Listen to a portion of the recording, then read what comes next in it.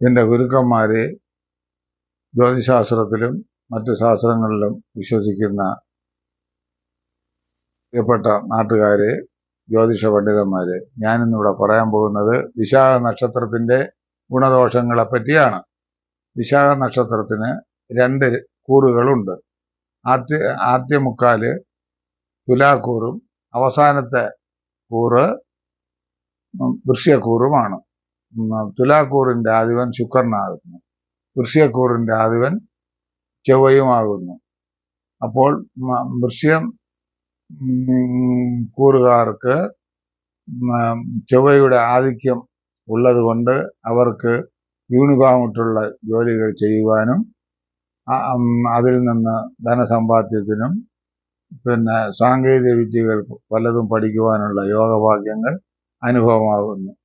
കൂടുതലും വിദേശവാസം, military, police അല്ലെങ്കിൽ കമ്പനിയുടെ ആദ്യവന്മാർ, ഇങ്ങനെ പ്രത്യേക ഇന്നത്തെ രീതിക്ക് പല യൂണിഫോം ഉണ്ടല്ലോ, ആ യൂണിഫോമിൽ ധരിച്ചുള്ള ജോലികൾ ചെയ്യാൻ ഭാഗ്യവാന്മാരാണ് വൃശ്ചികക്കൂറ്. തുലാക്കൂറുകാർ പൊതുവെ സത്യസന്ധരും ഭാഗ്യവാന്മാരും കലാകാരന്മാരും സർക്കാർ ജോലി ലഭിക്കാനുള്ള യോഗമുള്ളവരും യൂണിഫോമിട്ടുള്ള തൊഴിൽ നടത്തുന്നതിന് യോഗമുള്ളവരും ആയി ഭവിക്കും. ഇവർ കൂടുതലും തുലാക്കൂറുകാർ കച്ചവട പ്രിയന്മാരായിരിക്കും. പൊതുവെ വിശാഖ നക്ഷത്ര ജാതകർ വളരെ ഭക്തന്മാരും ധർമ്മിഷ്ഠരും ദൈവചിന്തയിൽ വിശ്വസിക്കുന്നവരും ആയിരിക്കും. മുൻദേഷ്യം ഇവർക്ക് ഇടവിട്ടുണ്ടാകും, എങ്കിലും നിമിഷ സമയം കൊണ്ട് അത് മാറപ്പെടും. സുന്ദരന്മാരും സുന്ദരികളും ആയിരിക്കും. നല്ല കണ്ണ്, സ്ത്രീകൾക്കാണെങ്കിൽ നീണ്ട മുടി, പൊതുവെ ആരോഗ്യം, ശരീരബലം, പുഷ്ടി എന്നിവയെല്ലാം വിശാഖ നക്ഷത്ര ജാതകരുടെ പ്രത്യേകത ആകുന്നു. ദൈവിക നക്ഷത്രവും കൂടിയാണ് വിശാഖ നക്ഷത്രം. പൊതുവെ ദൈവഭക്തി, ഗുരുഭക്തി, സാത്വിക ആചാരങ്ങളിൽ പ്രിയത്വം, അതിഥി സൽക്കാരം എന്നിവയിലെല്ലാം ഇവർ പൊതുവെ പ്രശസ്തരും മിടുക്കരുമായി ഭവിക്കും. ഇവർ ജനിക്കുന്നത് വ്യാഴദശയിലാണ്. വ്യാഴൻ പൊതുവെ 16 കൊല്ലമാണ്. അവർ ജനിക്കുന്നതനുസരിച്ച് ജന്മശിഷ്ടം മാറി മാറി വരും.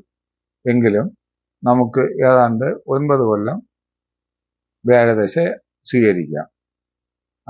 ഈ 9 കൊല്ലത്തിനകത്ത് 1-2 വയസ്സുവരെ അല്പ ബാലാരിഷ്ടതയും, ശേഷം കുടുംബത്തിന് ധനം, ധാന്യം, കീർത്തി, പിതാവിനും മാതാവിനും ഉന്നതി, ഗ്രഹയോഗം, ജാതകർക്ക് പഠനം, സഹോദര ഗുണങ്ങൾ എന്നിവയെല്ലാം അനുഭവയോഗമാകുന്നു. ഈ ദശയുടെ സല്ലനുഭവ സിദ്ധിക്ക് വേണ്ടി വിഷ്ണുവിന് പാൽപായസം, ശിവന് ജലധാര എന്നിവ നടത്തുകയും ഗുരുവായൂർ, പത്മനാഭസ്വാമി ക്ഷേത്രം ഇങ്ങനെ തുടങ്ങിയ പുണ്യ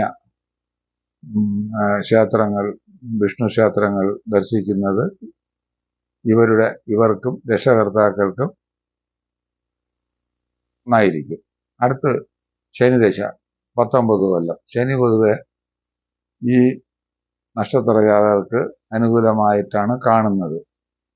ഏതാണ്ട് 9 കൊല്ലം നാം വ്യാഴന്റെ കാര്യം പറഞ്ഞു. അത് കഴിഞ്ഞാൽ 19 കൊല്ലം ശനി. അങ്ങനെ 18-28 വയസ്സ് വരെ ശനിദശ ഉണ്ട്.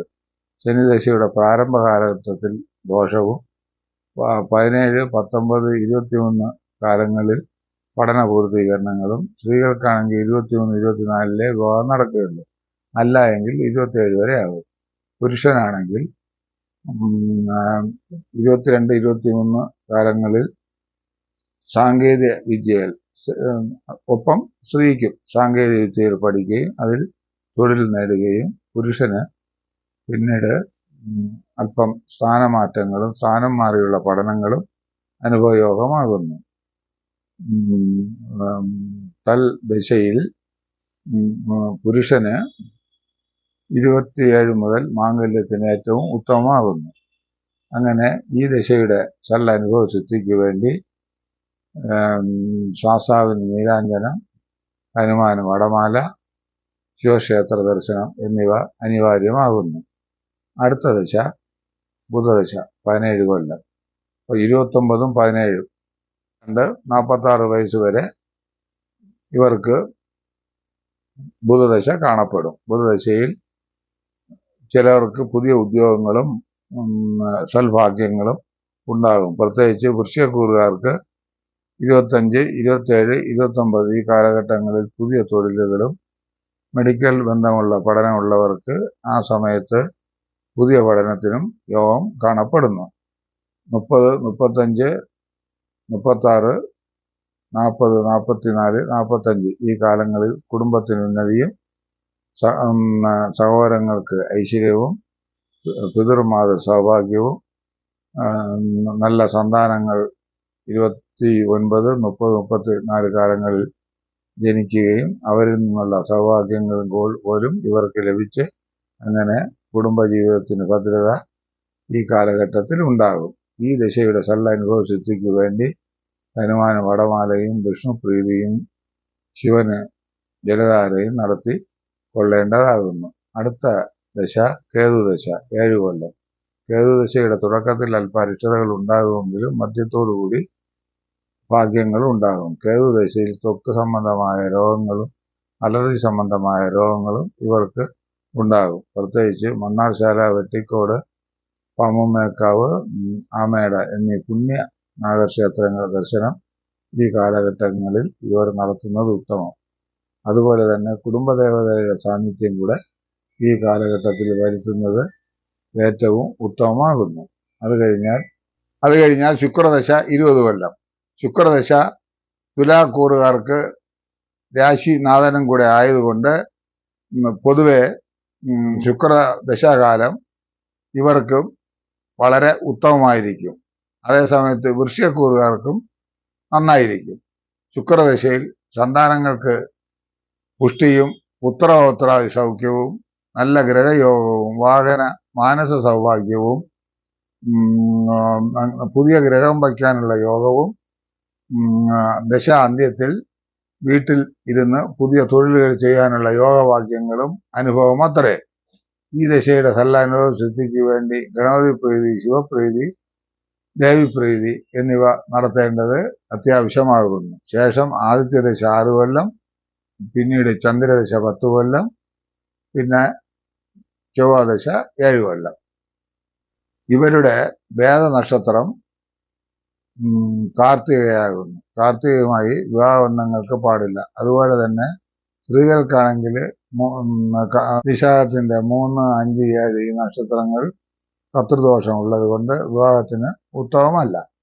ഇവർ ധരിക്കേണ്ട രത്നങ്ങൾ വ്യാഴദശയിൽ പുഷ്യരാഗം, ശനിദശയിൽ ഇന്ദ്രനീലം, ബുധദശയിൽ പച്ചമരതകം, കേതുദശയിൽ വൈഡൂര്യം, ശുക്രദശയിൽ വൈരക്കല്ല്, ആദിത്യനിൽ ചുവന്നരത്നം, ചന്ദ്രദശയിൽ മുത്ത്. അങ്ങനെ ഉള്ള കല്ലുകൾ ധരിക്കുകയും പൊതുവെ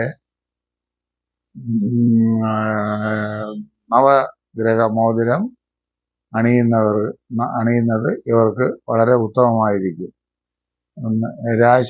രാശിക്കല്ലെന്ന് പറയുമ്പോൾ പുഷ്യരാഗമാണ് രാശിക്കല്ല്. പുഷ്യരാഗം ഇവർ ധരിക്കുന്നത് പൊതുവെ നന്നായിരിക്കും, വേഴന്റെ ബന്ധമുള്ളത് കൊണ്ട്.